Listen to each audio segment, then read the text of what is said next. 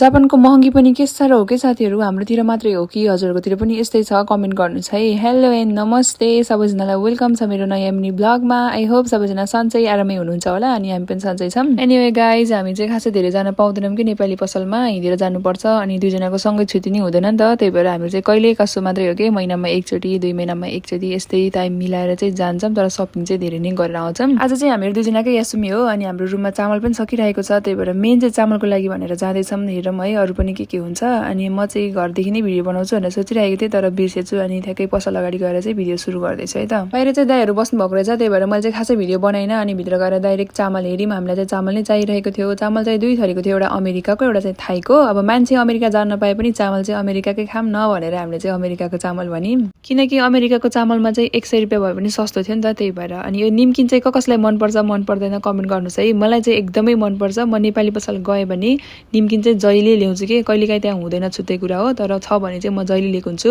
खासमा चाहिँ हामीहरू चामलको लागि भनेर गएको थियौँ। अब गएपछि चाहिँ यताउति सबै कुरा चाहिन्छ जस्तो लाग्छ। नेपाली पसलमा गयो भने चाहिँ यति धेरै सपिङ हुन्छ साथीहरू होइन। अनि 12-13 हजारको भएछ हाम्रो पनि। यति सपिङ गरे बापत चाहिँ हामीलाई दाइको सालोले 2वटा जुस फ्रीमा दिनुभएको छ। दाइलाई धेरै धेरै धन्यवाद है। सुरुमा घरबाट निक्लिन मात्रै अल्छी लाग्ने हो कि, निक्लिहाल्यो भने चाहिँ एकैछिनमा आइन्छ कि। झन् साथी भयो भने त गफ गर्दै भिडियो बनाउँदै एकैछिनमा आइन्छ। अनि आजको हाम्रो आउटफिट पनि देखिहाल्नु भयो होला। चप्पल लगाएर हामी चाहिँ कहाँ पुग्यौँ होइन, हामीलाई लाज पनि लाग्दैन खासै, तर धेरै पछि लगाएको चप्पल चाहिँ बाहिर। सामानलाई चाहिँ बाहिर राखेर हामीहरू चाहिँ लाग्यौँ गेउँ सुब्बातिर तामाको किन्नको लागि। हजुरले चाहिँ कहाँदेखि किन्नुहुन्छ? हामी चाहिँ गेउँ सुब्बाबाट किन्छौँ। यदि हजुरको घर नजिक पनि छ भने गएर हेर्नु होला। नर्मल सुब्बा भन्दा चाहिँ अलिकति सस्तो पर्छ है। एक चिज किन्ने भनेर जाने अनि किन्ने बेलामा चाहिँ धेरै नै हुन्छ साथीहरू। यहाँदेखि पनि लगभग 3 हजारको सपिङ भएछ। सबै गरेर चाहिँ आज 16 हजार ओभर सपिङ भयो। अनि मैले यो भिडियो चाहिँ अस्ति नै पनि राखेको थिएँ। नर्मल भ्लग चाहिँ मैले आज भोइस ओभर गरेको 1 महिनापछि। भ्लग इन गर्नु अघि हजुरलाई म एउटा कुरा सेफाइ गरेर जान्छु है त। हजुरले यो सब्जी खानु भएको छ कि छैन? यदि छैन भने चाहिँ गेउँ सुब्बामा पाउँछ, किनेर खानु होला। एकदमै मिठो मिठो हुन्छ यसको तरकारी खानलाई। 16 हजारको हाम्रो ग्रोसरी सपिङ चाहिँ के कस्तो लाग्यो कमेन्ट गर्नु होला। त्यही नै हो, bye bye, thanks for watching.